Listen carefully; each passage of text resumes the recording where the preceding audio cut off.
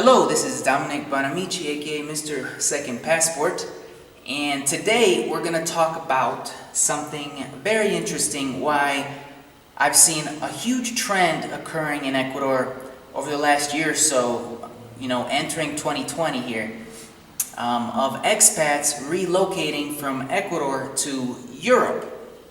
And we talked about in the last video why my friend Dano, I decided to interview him because he did the same, moving from Ecuador to, he's a US expat from Seattle, moving from Ecuador to Spain. And I asked him why, and he said, he loved his time in Ecuador. It was a unique, adventuresome experience.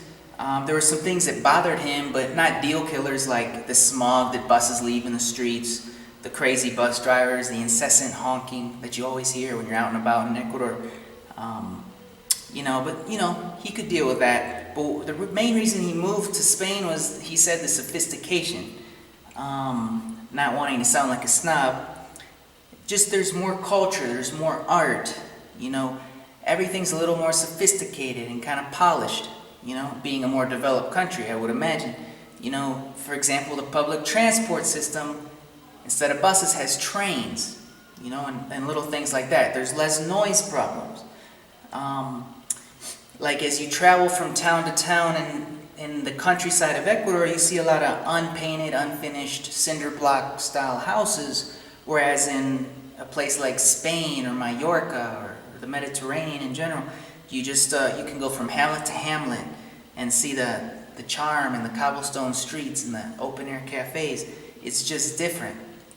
And in Spain, you also have a lot more conveniences, like a big IKEA store right nearby. Stores like the equivalent of the Best Buy in North America and stuff like that.